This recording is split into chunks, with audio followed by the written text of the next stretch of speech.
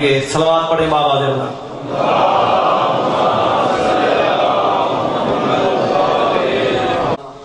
لنهتدي لولا ان هدانا الله لقد جاءت رسل ربنا بالحق الصلاة والسلام والتحية والإكرام على سيد أسلم ما في الوجود سر الله في كل موجود نقطة دائرة الوجود صاحب لواء الحمد والمقام المحمود مولانا ومولا الثقلين جد الحسن والحسين المكي المدني القرشي الهاشمي المطلبي الأبته التهامي مولانا ومقتدانا وهادينا وشفينا وناصرنا أبي القاسم محمد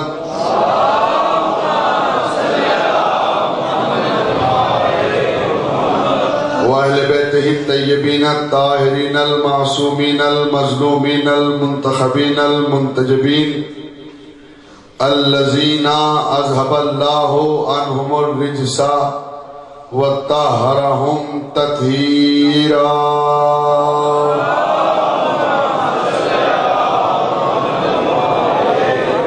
ولعنة الله على أعدائهم وقتلتهم وغاصب حقوقهم ومنكر فضائلهم ومصائبهم أجمعين من الآن إلى قيام يوم الدين أما بعد فقد قال الله تبارك وتعالى في محكم كتابه المجيد وفرقانه الحميد وأصدق الصادقين وقوله الحق بسم الله الرحمن الرحيم يا أيها الناس قد جاءكم برهان من ربكم وَأَنزَلْنَا إِلَيْكُمْ نُورًا مُبِينًا صلوات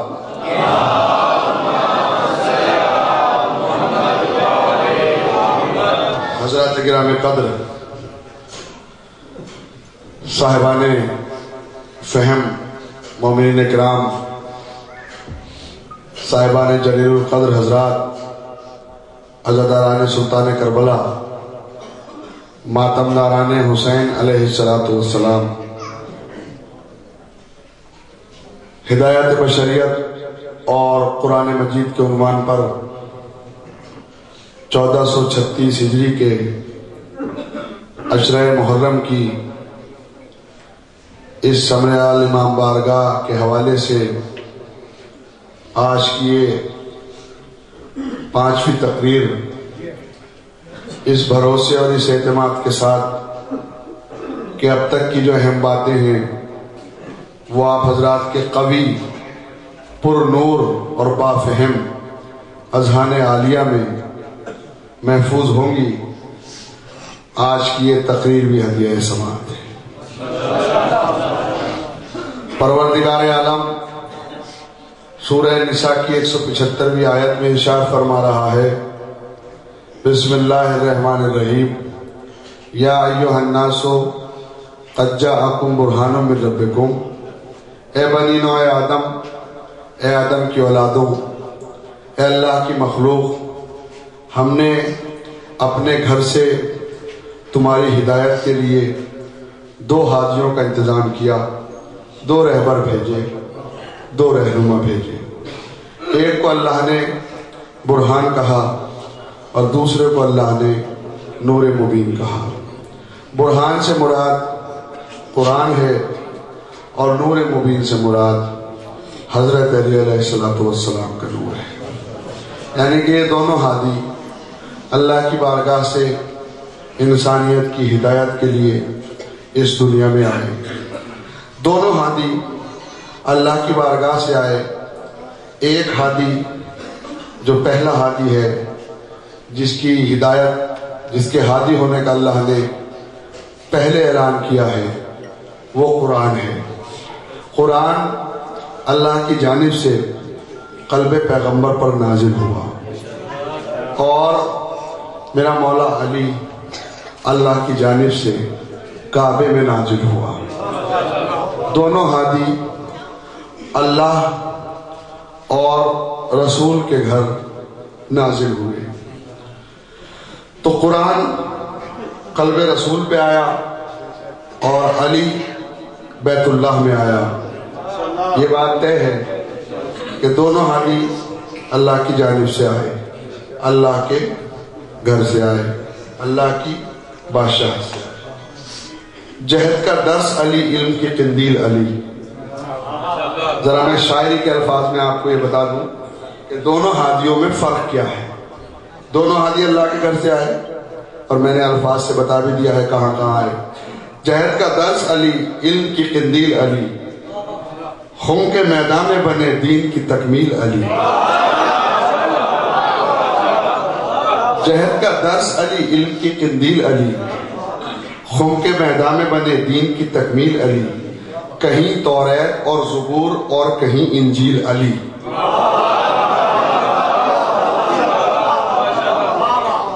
جہد کا درس علی، علم کی قندیل علی، خون کے میدان میں بنے دین کی تکمیل علی، کہیں توریت اور زبور اور کہیں انجیل علی، کہیں قرآن کی صورت کہیں تمثیل علی۔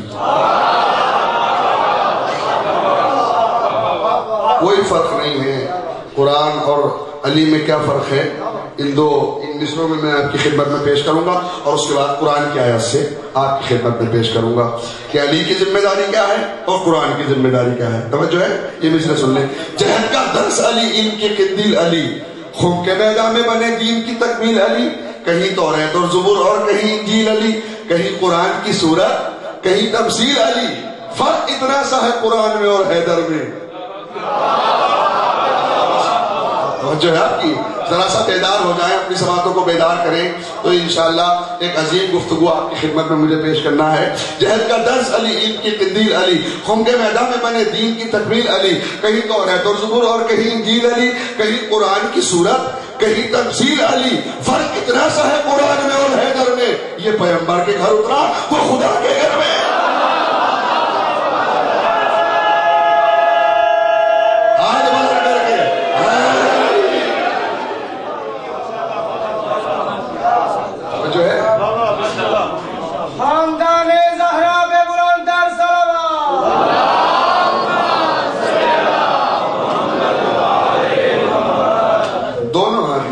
اللہ کی بارگاہ سے آئے، قرآن اور علی، ہدایت بشریت اور قرآن مجید، ان کے ذریعے سے بشریت کو ہدایت حاصل کرنی ہے۔ تو بھائی قرآن کی ذمہ داری کیا ہے اور علی کی ذمہ داری کیا ہے؟ تو قرآن کی ذمہ داری کیا ہے پہلے وہ سنیے، اس کے بعد علی کی ذمہ داری کیا ہے میں وہ آپ کو سناؤں گا۔ تو سورہ مائدہ اس کی 16ویں آیت، قرآن مجید سورہ مائدہ آیت نمبر 16، ارشاد ہوا بسم اللہ الرحمن الرحیم قد جاءکم من اللہ نور و کتاب مبین۔ توجہ ہے آپ کی؟ من اتبع رضوانہ سبل السلام یہدی بہ اللہ من اتبع رضوانہ سبل السلام یخرج اللہ من النور الی الظلمات۔ اب توجہ کریے گا، یعنی کہ اللہ اس آیت میں یہ فرما رہا ہے کہ اللہ قرآن کے ذریعے سے اپنے نیک بندوں کو، توجہ ہے آپ کی، اللہ قرآن کے ذریعے سے اپنے نیک بندوں کو لے آئے گا۔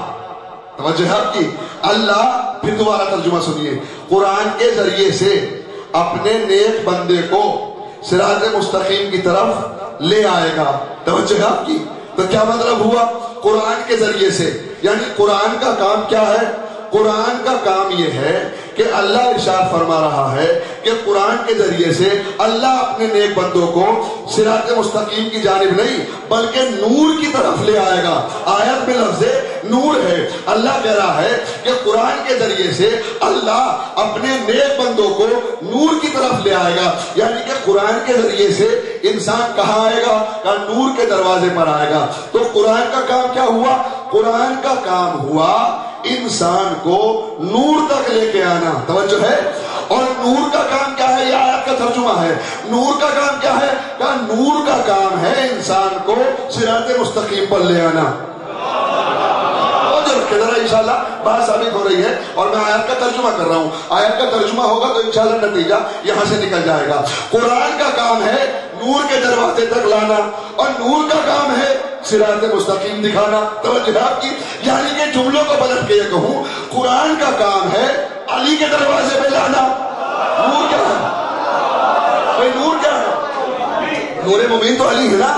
قرآن کا کام ہے علی کے دروازے پہ لانا اور علی کا کام ہے صراط مستقیم دکھانا. اللہ اکبر. بڑی توجہ بھائی. مسلمان اسی تو غلط فہمی میں رہ گیا کہ قرآن ہم کو اللہ سے ملوا دے گا. اللہ اکبر. قرآن ہم کو اللہ سے ملوا دے گا. بھائی قرآن اللہ تو بہت بڑی بات ہے. قرآن تو صراط مستقیم پہ نہیں دکھا سکتا. توجہ رکھیے بھائی. قرآن ہم کو اللہ سے ملوا دے گا. بھائی اللہ سے ملنا اور اللہ سے ملاقات کرنا تو بہت بڑی بات ہے. قرآن تو صراط مستقیم بھی نہیں دکھا سکتا. بس قرآن کی ذمہ داری تو اتنی ہے کہ اپنے بندے کو, توجہ رکھیے گا, علی کے دروازے تک لے آئے گا.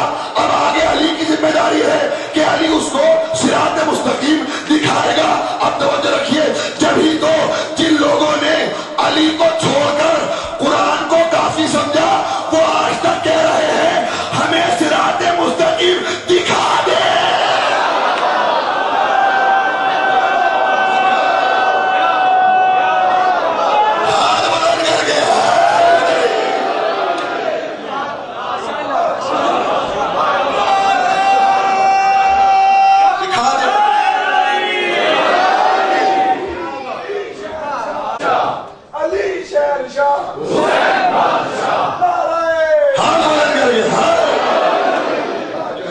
قرآن کی ذمہ داری صراط مستقیم پہ لانا نہیں ہے. قرآن کی ذمہ داری سورہ مائدہ آیت نمبر 16 میں قرآن اللہ ارشاد فرما رہا ہے کہ قرآن کی ذمہ داری ہے نور کے دروازے پہ لانا اور نور ہے علی. قرآن کی ذمہ داری علی تک لانا اور علی کی ذمہ داری ہے صراط مستقیم دکھانا. اللہ اکبر. تو اسی تو غلط فہمی میں ہے تو جبھی تو آج تک کہا جا رہا ہے صراط مستقیم دکھا. توجہ رکھیے گا. جو علی کو مانتے ہیں وہ یہ نہیں کہتے دکھا, وہ کہتے ہیں قائم رکھ. اللہ اکبر. جو علی کو مانتے ہیں, جو علی کو ساتھ لے کے توجہ ہے, وہ کہتے ہیں قائم رکھ. وہ دعا کرتے ہیں دکھانا اور ہے, قائم رہنا اور ہے. وہ دعا کرتے ہیں پروردگار ہمیں صراط مستقیم پر قائم رکھ. کہا تو دعا کیوں کرتے ہو؟ کہا دعا تو اسی لیے کرتے ہیں کہ کچھ منوس ایسے ہیں جو ہمیں صراط مستقیم سے ہٹانے کی کوشش کر رہے ہیں.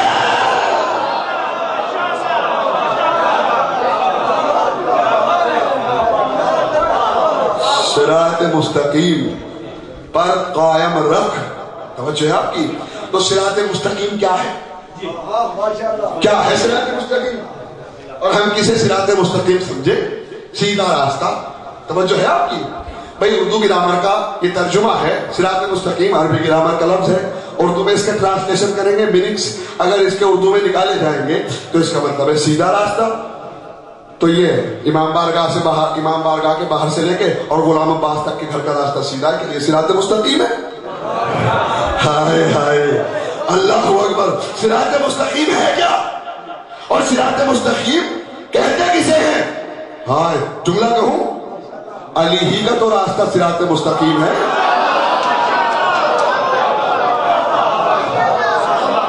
علی ہی کا تو راستہ صراط مستقیم ہے. اور یہ حیدر مہدی زیدی کی خطابت نہیں ہے. قرآن سے ثابت کر دو تو مان لیجئے گا کہ علی کا راستہ صراط مستقیم ہے, اور اگر نہ ثابت ہو تو نہ مانیے گا. توجہ ہے آپ کی. تو ارشاد فرمایا اللہ نے سورہ یاسین, بسم اللہ الرحمن الرحیم, یاسین والقرآن الحکیم انک لمن المرسلین علی صراط مستقیم تنزیل العزیز الرحیم. توجہ ہے آپ کی. اب ترجمہ پیش کرتا ہوں اور اسی سے نقطے نکالتا ہوں آپ کی خدمت میں. قرآن میں غور تو کریے, قرآن تو قصیدہ اہل بیت ہے. اللہ اکبر. یہ تو اہل بیت کا قصیدہ ہے. یہ تو نازل ہی اس لیے ہوا ہے اور اسی لیے تو تدبر کرنے کے لیے اور تفکر کرنے کے لیے کہا گیا ہے, تاکہ آپ حضرات جب پڑھیں گے, غور کریں گے, فکر کریں گے, تدبر کریں گے, تفکر کریں گے تو اس میں سے فضائل علی نکلتے چلے جائیں گے. فضائل علی نکلتے چلائیں گے. نایاب گوہر آپ چنتے چلے جائیں گے فضائل علی کے حوالے سے. تو سیدھا راستہ قرآن کا کام ہے علی کے دروازے پہ لانا, علی کا کام ہے صراط مستقیم پر لے آنا. تو صراط مستقیم کیا ہے؟ علی کا راستہ ہی صراط مستقیم ہے. توجہ ہے, ارشاد ہوا یاسین والقرآن الحکیم. پروردگار عالم ارشاد فرما رہا ہے بسم اللہ الرحمن الرحیم یاسین والقرآن الحکیم, اے میرے سید و سردار نبی, توجہ ہے, والقرآن الحکیم, حکمتوں والے قرآن کی قسم. ہائے ہائے, واو عربی گرامر میں قسم کے لیے آتا ہے. توجہ کر لا, واو سے کہہ رہا ہوں, واو عربی گرامر میں قسم کے لیے آتا ہے. تو اللہ اتنی بڑی قسم کھا رہا ہے, کیا کہہ رہا ہے؟ یاسین, اے میرے سید و سردار حبیب, اے میرے سید و سردار نبی. بڑے پیار سے بول رہا ہے اللہ اور کہہ رہا ہے والقرآن الحکیم, حکمت والے قرآن کی قسم, انکا لمن المرسلین. اب یہاں پہ روکوں میں آپ کو, یہاں پہ آپ کو 1 منٹ روکنا ہے. انکا لمن المرسلین. اب اس کا سب یہ ترجمہ کرتے ہیں کہ رسول, تم رسولوں میں سے ہو. یہ ترجمہ صحیح نہیں ہے. اگر یہ ترجمہ صحیح ہے تو اس کے لیے اتنی بڑی قسم کھانے کی کیا ضرورت ہے؟ اگر یہ ترجمہ صحیح ہے یاسین والقرآن الحکیم انک لمن المرسلین, حکمت والے قرآن کی قسم تم رسولوں میں سے ہو, یہ کیا بات ہوئی بھائی؟ توجہ ہے, یہ تو سبھی جانتے ہیں. تو اس میں قرآن کی قسم کھانے کی کیا ضرورت ہے؟ نہیں. اب صحیح ترجمہ سنیے کہ صحیح ترجمہ کیا ہے, توجہ رکھیے گا انشاءاللہ. ایک عظیم گفتگو آپ کی خدمت میں پیش کر رہا ہوں. بسم اللہ الرحمن الرحیم یاسین والقرآن الحکیم, حکمت والے قرآن کی قسم, انکا لمن المرسلین. اب ترجمہ کروں. اللہ کہہ رہا ہے کہ قرآن کی قسم کھا کر میں یہ کہہ رہا ہوں کہ تم رسولوں میں سے, میرے حبیب, تم رسولوں میں سے واحد وہ رسول ہو جو صراط مستقیم پہ قائم ہو. یہ ہے ترجمہ. تم رسولوں میں سے واحد وہ رسول ہو جو صراط مستقیم کے اوپر ہو. یہی سے نکالتا ہوں, عرض کرتا ہوں انشاءاللہ آپ کی خدمت میں, انکا لمن المرسلین علی صراط مستقیم. یاسین والقرآن الحکیم انکا لمن المرسلین علی صراط مستقیم. تم رسولوں میں سے تنہا وہ رسول ہو جو علی صراط مستقیم. اب ذرا آپ کو روک کر, عربی گرامر کے 2 لفظ ہیں. بیٹا بیٹھ جاؤ, بیٹھ جاؤ, بیٹھ جاؤ. عربی گرامر میں 2 لفظ ہیں. ایک ہے الہ, ایک ہے اللہ, ایک ہے این لام یہ. اور کھڑا جواب صحیح ہے نا بچوں کے لیے, بزرگ مجھ سے بہتر جانتے ہیں. اور ایک ہے الف لام یہ اور کھڑا جواب. تو 2 ہیں عربی گرامر میں, ایک اللہ اور ایک الہ. اللہ کا مطلب ہے اوپر, ٹھیک, اور الہ کا مطلب ہے طرف تک. یعنی المدرسہ تو الی المسجد, مدرسے سے لے کر مسجد تک. تو الہ کا مطلب ہے تک, طرف, ٹھیک, اور اللہ کا مطلب ہے اوپر. جیسے انگریزی میں آتا ہے آن دا ٹیبل, ٹیبل کے اوپر. تو عربی جیسے انگلش میں آن آتا ہے اوپر کے لیے, ایسے ہی عربی میں آتا ہے اللہ. ٹھیک, بات ذہن میں ہے کہ نہیں ہے؟ اللہ کا مطلب ہے اوپر اور الہ کا مطلب ہے تک. تو اب اللہ نے کہا یاسین والقرآن الحکیم انکا لمن المرسلین علی صراط مستقیم. تم رسولوں میں سے واحد وہ رسول ہو علی صراط مستقیم, جو صراط مستقیم کے اوپر ہو.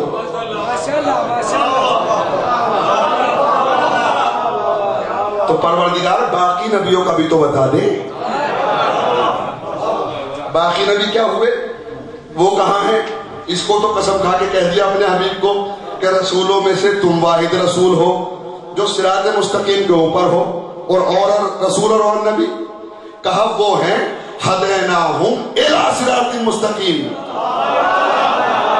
وہ جو ہے ہم نے ان کو ہدایت کی صراط مستقیم کی طرف, یعنی کہ ان کی نگاہیں ہیں صراط مستقیم کی طرف. ہائے ہائے توجہ کریے گا، وہ خود صراط مستقیم کے اوپر نہیں ہے، اِلیٰ صراط، یہ بھی قرآن کی آیت ہے، ہدیناہم اِلیٰ صراط مستقیم، ہم نے اور نبیوں کو صراط مستقیم کی طرف ہدایت کی، مگر میرے حبیب تم واحد و رسول ہو جو اعلیٰ صراط مستقیم. ہائے ہائے اب توجہ کریں آپ حضرات، میں کیا عرض کر رہا ہوں، یعنی کہ دنیا کے تمام نبی وہ ہیں جو صراط مستقیم کو حسرت سے دیکھ رہے ہیں، میرا حبیب وہ ہے جس کے نیچے صراط مستقیم ہے.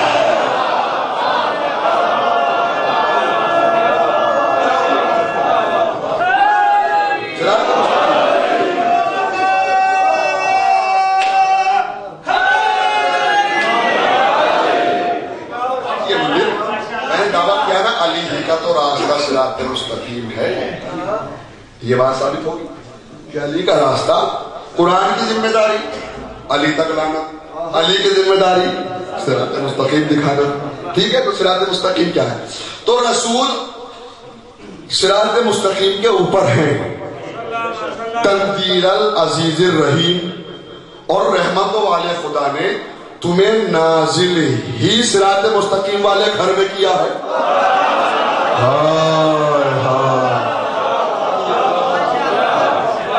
میں کیا عرض کر رہا ہوں آپ کی خدمت میں، جس گھر میں رسول آیا جب وہ صراط مستقیم ہے تو گھر والے کیا ہوں گے؟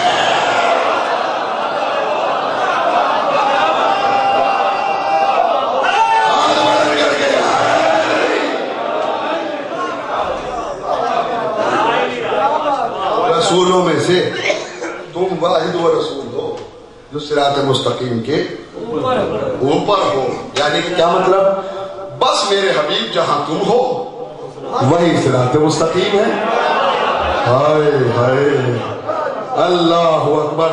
کیا مطلب؟ اس کا مطلب یہ ہے اگر رسول گھر میں تو صراط مستقیم گھر میں، رسول میدان میں تو صراط مستقیم میدان میں، رسول منبر پہ تو صراط مستقیم منبر پہ، رسول خیبر میں تو صراط مستقیم خیبر میں، رسول خندق میں تو صراط مستقیم خندق میں، رسول بدر میں تو صراط مستقیم بدر میں، رسول احد میں تو صراط مستقیم احد میں، رسول زمین پر صراط مستقیم زمین پر، رسول پہلے آسمان پر صراط مستقیم پہلے آسمان پر، رسول دوسرے آسمان پر صراط مستقیم دوسرے آسمان پر، رسول تیسرے آسمان پر صراط مستقیم تیسرے آسمان پر، رسول چوتھے آسمان پر صراط مستقیم چوتھے آسمان پر، رسول پانچویں آسمان پر صراط مستقیم پانچویں آسمان پر، رسول چھٹے آسمان پر صراط مستقیم چھٹے آسمان پر، رسول ساتویں آسمان پر صراط مستقیم ساتویں آسمان پر، رسول ہواؤں میں صراط مستقیم ہواؤں میں، رسول فضاؤں میں صراط مستقیم فضاؤں میں،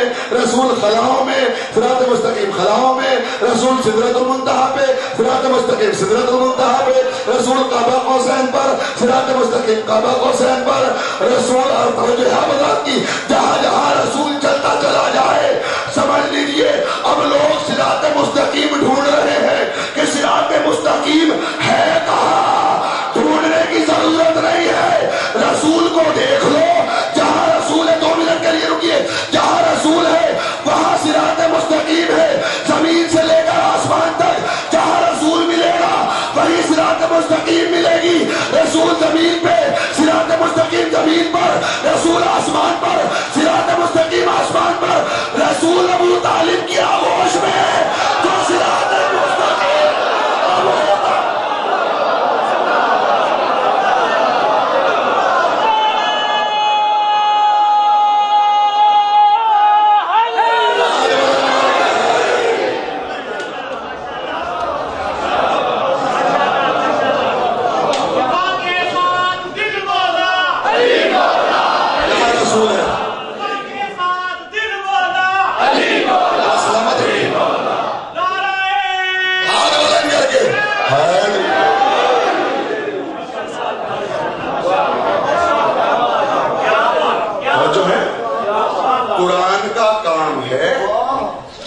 علی تک پہنچانا، اور علی کا کام ہے صراط مستقیم دکھانا. یہی بات ہو رہی ہے نا. تو صراط مستقیم کیا ہے؟ چہرہ آپ کی سب سے اچھی شریعت تمہاری، سب سے اچھا رسول تمہارا، سب سے اچھا اسلام تمہارا، سب سے اچھی امت تمہاری، مگر ہم دیوانوں سے نہ الجھا کرو۔ ہائے ہائے ہائے ہائے، اللہ اکبر۔ اتنا بڑا رسول ہے کہ جو جگہ رسول کے نیچے آ جاتی ہے وہ صراط مستقیم ہے۔ تمہیں مبارک ہو۔ ایک مرتبہ جملہ کہوں، یہاں سے لے کے وہاں تک کا مجمع اور باہر تک کا مجمع جملے کو سماعت کرے، بھائی تمہارا رسول بڑا، تمہاری شریعت بڑی، تمہارا اسلام بڑا، تمہاری امت بڑی، مگر علی کے دیوانوں سے نہ الجھا کرو۔ اتنی بڑی شخصیت ہے رسول کہ جس مقام پہ آ جائے وہ مقام صراط مستقیم بن جاتی ہے۔ تو اس علی کا کیا کرو گے جس کے دوست رسول اس کی بدلہ کیا ہے؟ جس کے قدم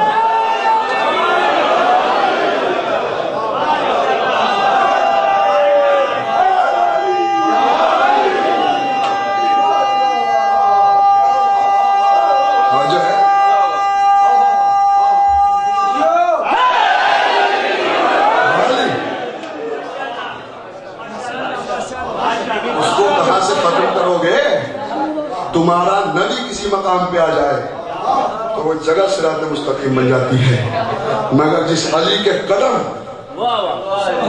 تمہارے نبی کے دوست پہ آ جائے، صراط مستقیم دکھا رہا ہوں آپ کو، اس علی کا کیا ہوگا؟ وہ کتنی بڑی شخصیت کا نام ہے۔ قرآن اور علی، ہدایت بشریت اور قرآن مجید، یہی عنوان ہے نا۔ علی کے قدم رسول کے دوش پہ آئے، بھئی کیسے آ گئے قدم؟ کہاں قدم، کہاں رسول کے دوش؟ بھئی قدم اور دوش رسول، اور رسول کے دوش کا آپ کو علم ہے، بزرگ بہتر جانتے ہیں نوجوانوں کے لیے، دوش رسول پر صرف دوش رسول ہی نہیں ہے بلکہ 2 آیتیں بھی لکھی ہوئی ہیں۔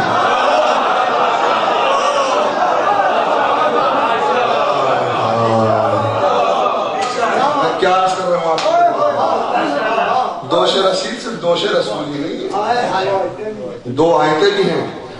داہنے بازو پہ لکھا ہوا ہے، دوش پہ لکھا ہوا ہے لا الہ الا اللہ، اور بائیں پہ لکھا ہوا ہے محمد الرسول اللہ۔ قدم تو قدم قرآن ہو گیا نا، دونوں آیتیں قرآن ہے نا، قرآن کی ہر آیت قرآن ہے نا، چاہے پورے قرآن کو مس کریے چاہے ایک آیت کو مس کریے، وضو تو واجب ہے، اس لیے کہ بسم اللہ الرحمن الرحیم لا یمسہ انہ لقرآن کریم فی کتاب مکنون لا یمسہ الا المطہرون، قرآن کو کوئی چھو بھی نہیں سکتا جب تک کہ وہ باوضو نہ ہو جائے۔ تو قرآن کی ایک آیت کو بھی مسلمان بغیر وضو کے چھو نہیں سکتا۔ اور تشریح کروں آپ کی خدمت میں، قرآن اتنی متبرک اور اتنی اہم کتاب ہے، کلام خدا ہے، کہ دنیا کی کتنی بھی بڑی کتاب ہو قرآن پر نہیں رکھ سکتے۔ کیا بات ثابت کرنے جا رہا ہوں آپ کی خدمت میں، کتنے ہی بڑے رائٹر نے لکھی ہو۔ نہج البلاغہ سے تو بڑی کوئی کتاب نہیں ہے، نہج البلاغہ کو بھی قرآن پہ نہیں رکھا جا سکتا۔ توجہ ہے، توجہ رکھیے گا، کیوں؟ کہا یہ کلام اللہ ہے، اس کا کچھ ادب آداب ہے، تہذیب ہے، دنیا کی کسی کتاب کو قرآن کے اوپر نہیں رکھ سکتے۔ اب سوال کروں، قرآن کے اوپر قرآن رکھ سکتے ہیں؟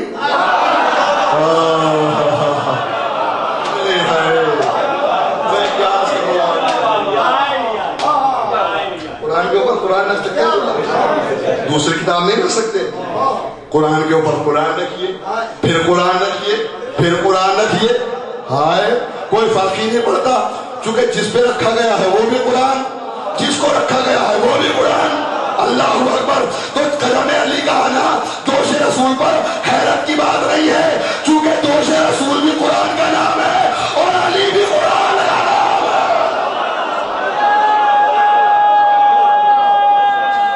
قرآن پہ قرآن ہے.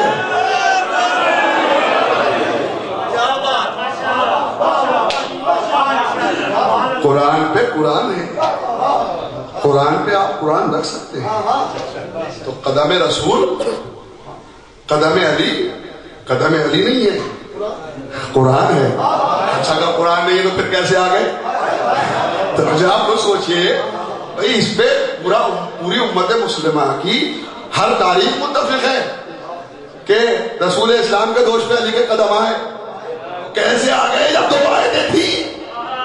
جو ہے وہ ایسے ہی آ گئے، اس لیے کہ قرآن بھی، وہ بھی قرآن اور وہ بھی قرآن. بڑے متبرک ہیں فلاں. کیوں؟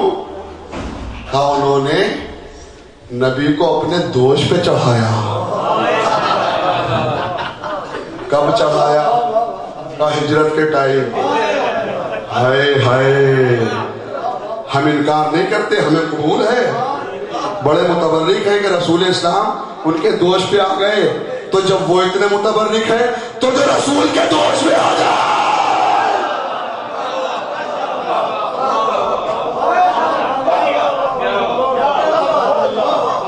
ہمیشہ ایک رخ سے دیکھا گیا. اتنا بڑا مرتبہ ہے میرے مولا علی کا. اور اسی لیے جب بھی علی کا ذکر آئے اور جب بھی میرے مولا کے فضائل آپ سنا کریں تو کتنی ہی بڑی فضیلت سن لیا کریں، ذہن میں یہ نہ سوچا کریں یہ کیسے.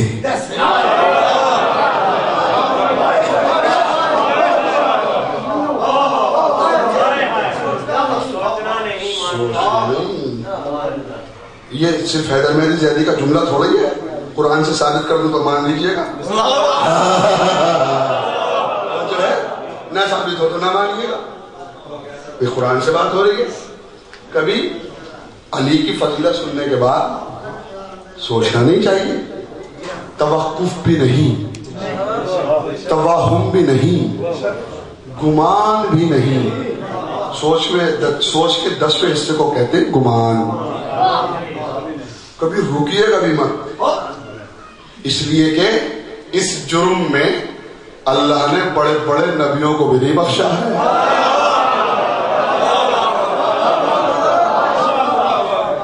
انکار کرنا تو بہت بڑی بات ہے. علی کے مسئلے میں سوچنا بھی نہیں، توہم بھی نہیں، توقف بھی نہیں. کہا ثابت تو کریے، تو ثابت ہوگا انشاءاللہ. ارشاد ہوا سورہ انبیاء 21واں سورہ اور 87ویں آیت نمبر 21 سے بھی ارشاد ہوا. جناب یونس کا تذکرہ کر رہا ہے اللہ. بسم اللہ الرحمن الرحیم. وَظَنُّونَ إِذْ ذَهَبَ مُغَاضِبًا فَظَنَّ أَن لَّن نَّقْدِرَ عَلَيْهِ فَنَادَىٰ فِي الظُّلُمَاتِ أَن لَّا إِلَٰهَ إِلَّا أَنتَ سُبْحَانَكَ إِنِّي كُنتُ مِنَ الظَّالِمِينَ. ترجمہ کروں گا نا تو آپ پھولے نہیں سمائیں گے، اپنی جگہ پہ بیٹھے نہیں رہیں گے انشاءاللہ. اللہ کیا کہہ رہا ہے؟ جو علی کے مسئلے میں توہم کرے، توقف کرے، بس رک جائے، بس سوچ لے، سوال کر لے، انکار نہ کرے، صرف اتنا پوچھ لے اتنا مرتبہ علی کا کیسے، بس اتنی سی بات. اور اس کے بعد اللہ کیا کہتا ہے تو اب سنیے آیت. بسم اللہ الرحمن الرحیم. وَظَنُّونَ إِذْ ذَهَبَ مُغَاضِبًا. یاد کرو اس مچھلی والے نبی کو. جو ہے یاد کرو اس مچھلی والے نبی کو. وَظَنُّونَ إِذْ ذَهَبَ مُغَاضِبًا. جب وہ غضب کر کے چلا. فَظَنَّ أَن لَّن نُّقْدِرَ عَلَيْهِ. وہ یہ سمجھتا تھا کہ ہم قدرت نہیں رکھتے. أَن لَّا إِلَٰهَ إِلَّا أَنتَ سُبْحَانَكَ إِنِّي كُنتُ مِنَ الظَّالِمِينَ. جب ہم نے اسے مچھلی کے پیٹ میں ڈال دیا تو اس نے مچھلی کے پیٹ سے صدا دی، مچھلی کے پیٹ سے ندا دی. أَن لَّا إِلَٰهَ إِلَّا أَنتَ سُبْحَانَكَ إِنِّي كُنتُ مِنَ الظَّالِمِينَ. پروردگار تیری ذات پاک ہے، تیری ذات سبحان ہے. إِنِّي كُنتُ مِنَ الظَّالِمِينَ. ظالمین میں سے میں تھا. ابھی سنیے گا انشاءاللہ. پروردگار تیری ذات پاک ہے، تو پاک و منزہ ہے، ظالمین میں سے میں تھا. جملہ کہوں؟ کون کہہ رہا ہے یہ؟ جناب یونس. قرآن کی آیت ہے، کسی خطیب کی خطابت نہیں ہے. توجہ ہے، جناب یونس کہہ رہے ہیں پروردگار تیری ذات پاک ہے، ظالمین میں سے میں تھا. تو بھیا نبی اور ظالم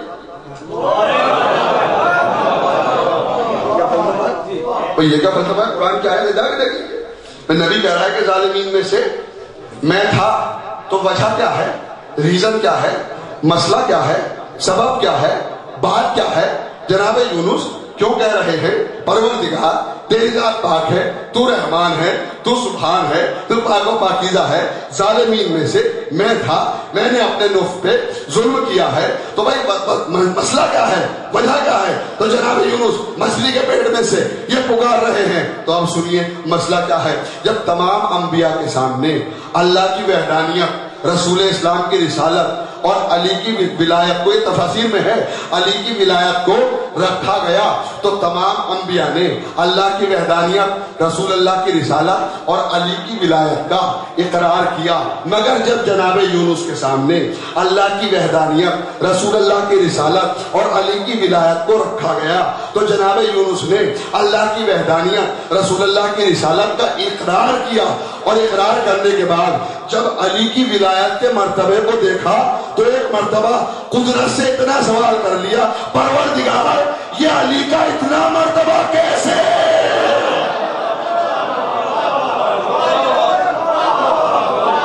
ہائے ہائے ہائے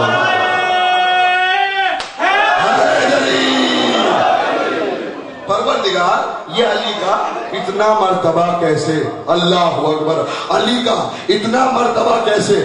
اللہ نے کہا کیسے ویسے کچھ نہیں، جیسے تم ایسے، جیسے تم ایسے. تو بھائی یہ جناب یونس نے علی کے مقام کو دیکھ کر، علی کی منزلت کو دیکھ کر، علی کے درجے بلندی درجات کو دیکھ کر صرف یہ سوال کیا اللہ سے، پروردگار اتنا بتا دے یہ علی کا اتنا مرتبہ کیسے ہو گیا؟ اللہ نے کہا خبردار، ہم تمہیں اس بات کی سزا دیں گے کہ تم نے علی کے متعلق یہ سوال کیوں کیا. اللہ اکبر. علی کے لیے، علی جیسی ذات کے لیے یہ سوال کیوں کیا؟ لہذا جناب یونس کو سزا دی گئی. تو بھائی جب اللہ علی کے مسئلے میں اپنے نبیوں کو نہیں بخشتا،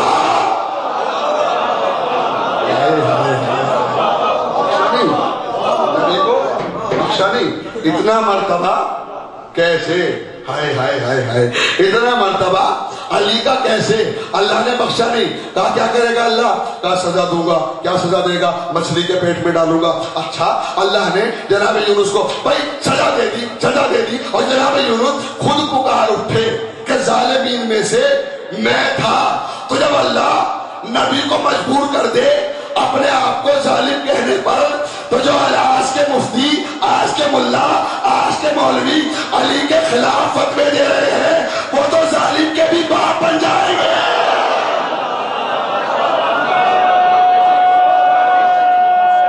ہاتھ بلند کر کے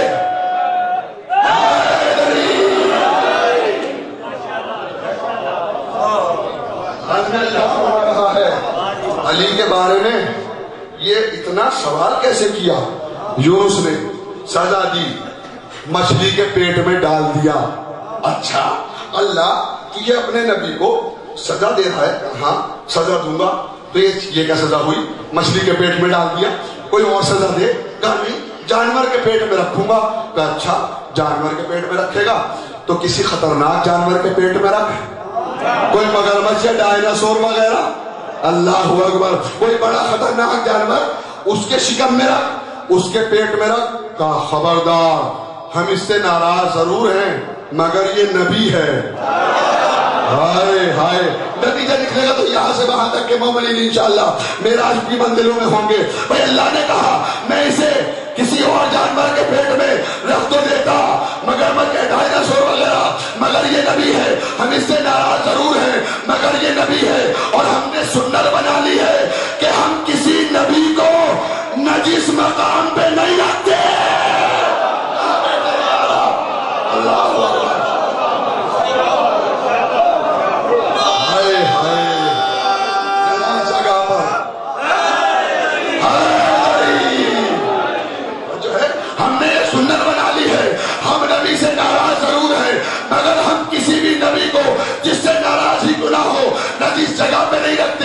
نجس برتن میں نہیں رکھتے، نجس مقام میں نہیں رکھتے۔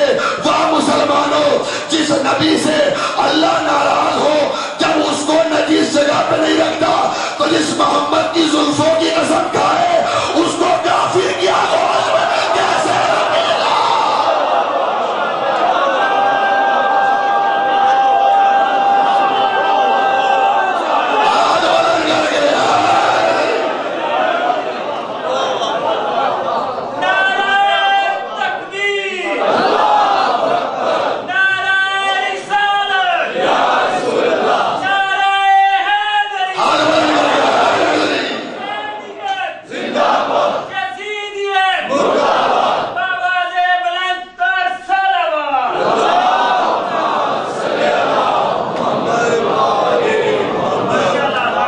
نجس مقام پہ نہیں رکھتا، تو جب نجس مقام پہ نہیں رکھتا تو اپنے محبوب کو کافر کی آغوش میں رکھ سکتا ہے؟ ابو طالب کو کافر کہنے والوں، چوروں، بے ایمانوں،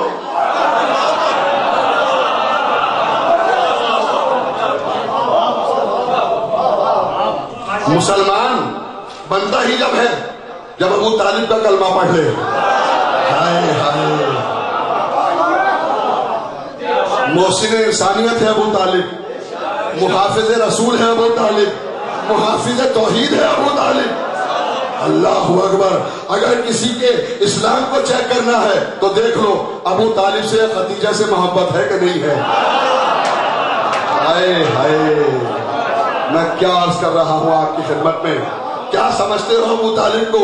ابو طالب صراط مستقیم کا نام ہے، ابو طالب محسن اسلام کا نام ہے، بس ایک ہی رش لگی ہوئی ہے۔ کیسا کلمہ نہیں پڑھا، لا الہ الا اللہ نہیں کہا، محمد رسول اللہ نہیں کہا۔ اچھا یہ بتائیے، غلام عباس نے مجھ سے وعدہ لیا عشرہ محرم کا، تو میں پوچھتا ہوں غلام عباس سے، کیا مجھ سے فون کر کے پہلے کلمہ سنا تھا؟ اسے چھوڑیے، جب میں یہاں گیا تو کہتے ہی قبلہ سے پہلے، ممبر پہ آنے سے پہلے ذرا کلمہ تو سن لیں، یہ تو دیکھ لیں کہ مسلمان ہے بھی کہ نہیں ہے۔ ہائے ہائے، اللہ اکبر۔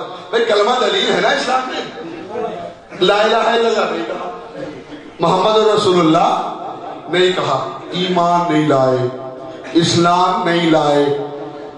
ابو طالب ظاہری طور پہ ایمان نہیں لائے، کلمہ نہیں پڑھا، تو میں حیدر مہدی زیدی اس منبر پہ یہ دعویٰ کر رہا ہوں کہ ابو طالب ایمان نہیں لائے۔ میں کہہ رہا ہوں آپ چھٹک گئے، آپ خاموش ہو گئے، آپ پریشان ہو گئے، توجہ ہے، جملہ سنیں گے؟ بھائی میں یہ دعویٰ کر رہا ہوں ابو طالب ایمان نہیں لائے، اس لیے کہ ایمان تو وہ لائے گا جو پہلے بے ایمان رہ چکا۔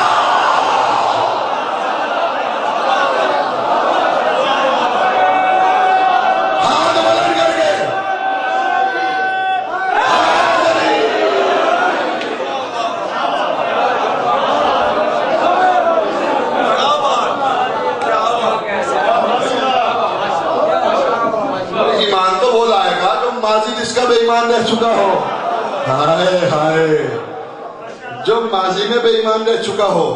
ابو طالب تو پیدا ہی ایمان پہ ہوا، ہائے ہائے، ابو طالب تو اچھا ایمان چیک کرنے کے لیے بھی علی کا باپ ہی ملا ہے۔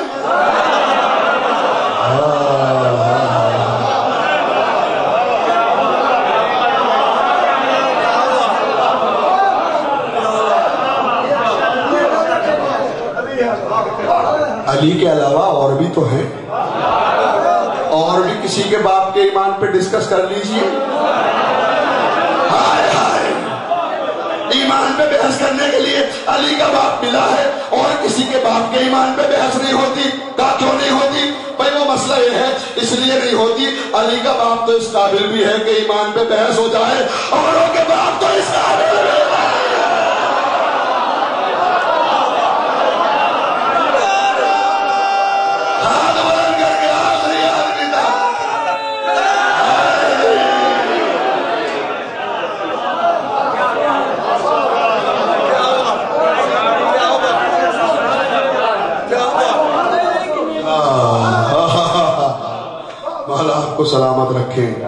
باپوں کا اجتماع پہ بحث ہوگی والدین کے. ہائے ہائے, میں نے کیا جملہ آپ کی خدمت میں پیش کر دیا. ابو طالب ایمان نہیں لائے, بس آخری بات سن لیں, ابو طالب نے کلمہ نہیں پڑھا, لا الہ الا اللہ. تو کس نے کہا جو آپ کے سامنے لا الہ الا اللہ کہے وہ مسلمان؟ یہ بات کہاں لکھی ہے شریعت میں؟ جو آپ کے سامنے لا الہ الا اللہ کہے وہ مسلمان, جو نہ کہے وہ کافر. کہیں لکھی ہے بات؟ بھئی آپ یہاں جاتے ہیں پاکستان میں اور ریسٹورینٹ وغیرہ پہ جا کے چائے پی لیتے ہیں, پی لیتے کہ نہیں پی لیتے, یا کلمہ سنتے ہیں کہ پہلے مسلمان ہونے کا ثبوت دو. اچھا یہاں تو بڑا پیارا ماحول ہے. انڈیا میں ایسا ہوتا ہے کہ وہاں تو چونکہ ہندو ملک ہے, میرے کافر کے ہاتھ کا تو پی نہیں سکتے, تو وہاں پہ پوچھ بھی نہیں سکتے. مناسب نہیں ہے کہ آپ پوچھیں کہ ہندو ہے کہ مسلمان. تو انسان بڑی ذہانت سے دیکھتا ہے کہ اس کے ہوٹل میں لکھا ہوا کیا ہے.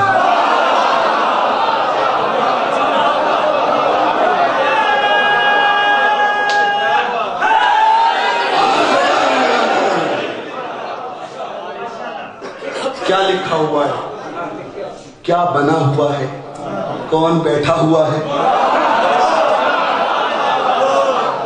بڑی ہوشیاری سے دیکھتے جاتے ہیں. توجہ ہے. ہم ٹرین میں سفر کر رہے تھے, ایک صاحب ہمارے ساتھ میں تھے, اس عقیدے کے قائل تھے کہ ابو طالب ایمان نہیں لائے, اسلام نہیں لائے, کلمہ نہیں پڑھا. راستے میں بہت سمجھایا, بڑی دلیلیں دی, مان کے ہی نہیں دیے, کہا نہیں کلمہ نہیں پڑھا. اسٹیشن پہ گاڑی رکی, ہم کھانا کھانے کے لیے باہر آئے, تھوڑی بھوک لگی ہوئی تھی. اب ہم دیکھتے جا رہے ہیں کہ کس پہ کیا لکھا ہوا ہے, کس پہ کیا بنا ہوا ہے. وہ ساتھ بھی ساتھ میں تھے, چونکہ دعوت زورا شیرہ کا دسترخوان بھموڑنے والوں کی اولاد تھے, ہڈیاں بھموڑنے والوں کی اولاد تھے, لہذا اس کام میں تو بڑے ایکسپرٹ تھے. ہمیں پیچھے کیا, خود آگے ہو گئے. جو ہے اور دیکھنا شروع کیا کیا لکھا ہے, اس پہ کیا لکھا ہوا ہے, اس پہ کوئی بیٹھا ہوا ہے. ہم نے دیکھا کہ ایک دکان میں, ایک ہوٹل میں محمد کے نام کا کیلنڈر ٹنگا ہوا ہے. بس ہم نے دیکھا, فوراً اندر چلے گئے, کھانا وانا کھایا, چائے وائے پی, اور جب کھا پی کے وہ صاحب بھی ہمارے ساتھ باہر آ گئے. توجہ ہے. اب ہم نے شانے کو پکڑ کے اور ہلا کے کہا, پوچھا کیوں نہیں, کلمہ پڑھا کہ نہیں پڑھا, لا الہ الا اللہ کہا کہ نہیں کہا, محمد رسول اللہ کہا کہ نہیں کہا, ایمان لائے کہ نہیں لائے, اسلام لائے کہ نہیں لائے, کلمہ پڑھا کہ نہیں پڑھا, 14 سال کے بعد پڑھا کہ 14 سال کے پہلے پڑھا. کہاں بیٹھے ہیں آپ, پتہ نہیں کہاں بیٹھے ہیں آپ, ایمان لائے کہ نہیں لائے, کلمہ پڑھا کہ نہیں پڑھا. ایک مرتبہ تیوریوں پہ بل چل گئے اور آ کے سر کر کے بولے, قبلہ اس میں پوچھنے کی کیا بات ہے. ہم نے کہا نہیں, کیوں پوچھنے کی بات کیوں نہیں ہے. کہا دیکھ نہیں رہے ہیں محمد کے نام کا کیلنڈر ٹنگا ہوا ہے. 2 منٹ رکیے, محمد کے نام کا کیلنڈر ٹنگا ہوا ہے. میں نے کاندھوں کو پکڑ کے جھنجھوڑ کے کہا, مسلمانوں, جس کی دکان میں محمد کے نام کا کیلنڈر ہو وہ تو مسلمان ہے, اور جس کی آغوش میں محمد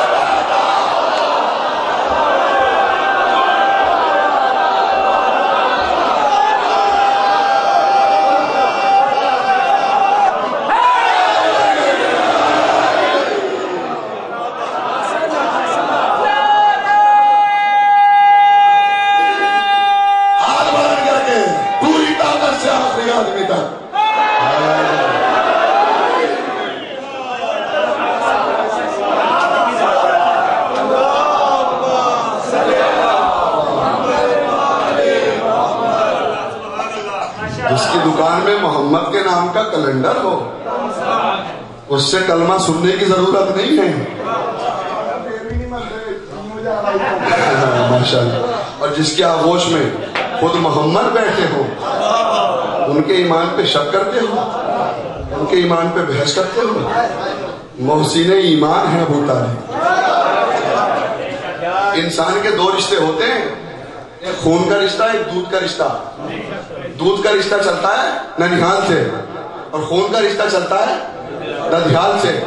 ساری دنیا کہتی ہے رسول کے نواسے نے اسلام کو بچایا, کسی کے نام کو دبایا جا رہا ہے. کسی کے نام کو, یہ تو حقیقت ہے رسول کے نواسے تھے, مگر کسی کے نام کو دبایا جا رہا ہے. کسی کا کچھ نہیں بگڑا کربلا میں, اولاد تو ابو طالب کی تھی. کسی کے نام کو دبایا جا رہا ہے کہ رسول کے نواسے نے اسلام کو بچایا، یہ نہ کہا کرے بلکہ یوں کہا کرے ابو طالب کے پوتے نے اسلام کو بچایا،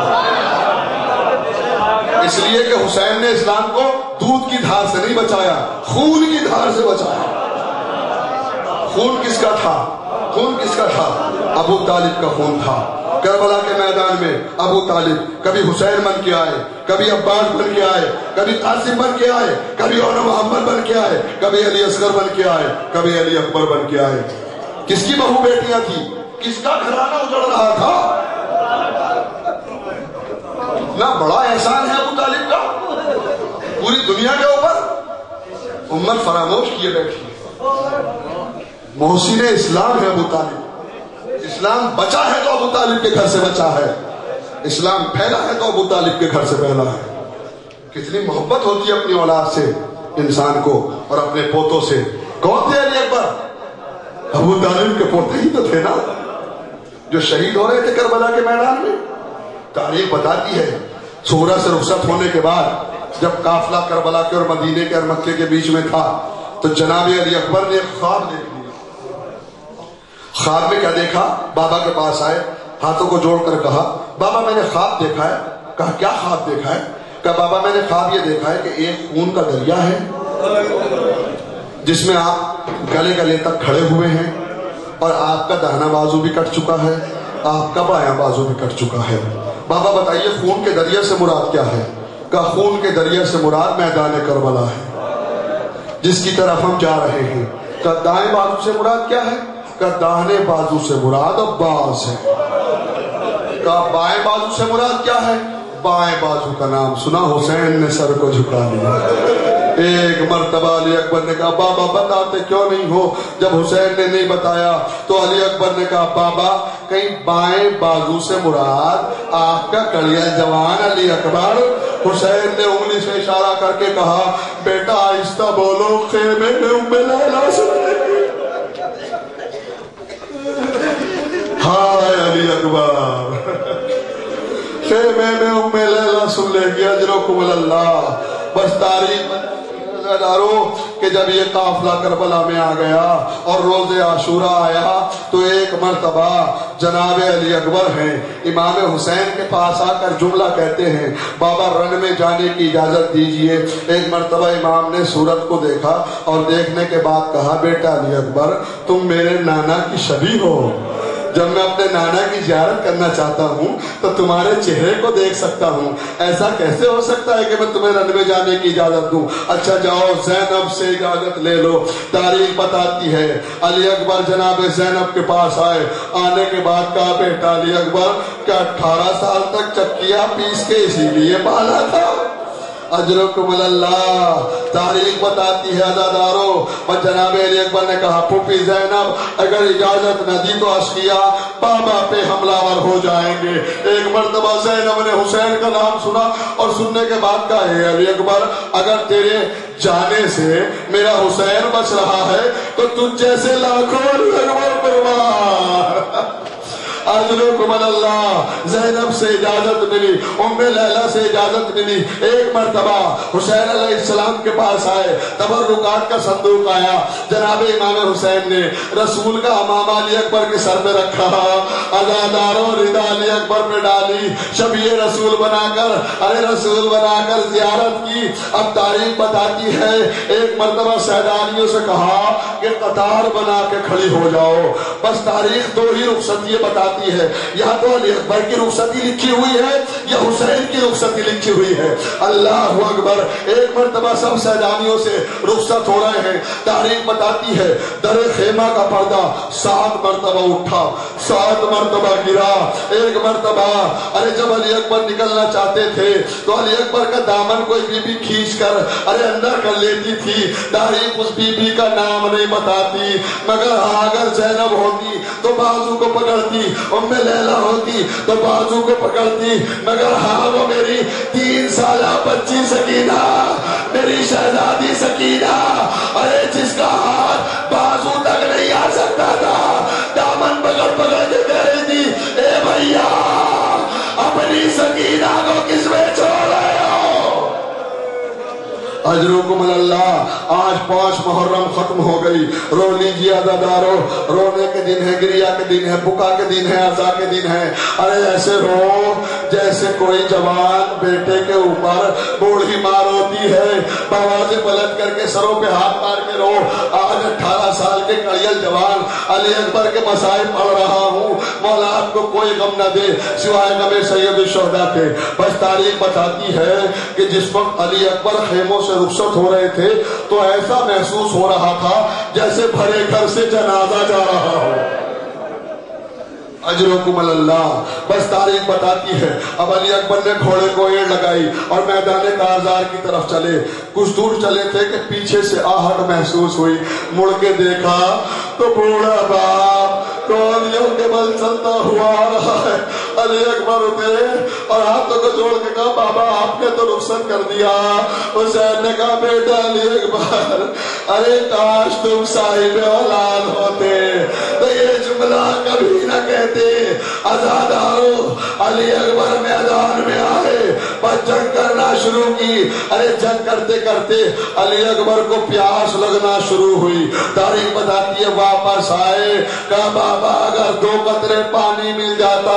حسین نے کہا دہن میں زبان ڈالو۔ اب جو دہن میں زبان ڈالی، تاریخ بتاتی ہے یہ کہہ کر کھینچ لی بابا آپ کی زبان میں تو مجھ سے بھی زیادہ کاٹے ہیں۔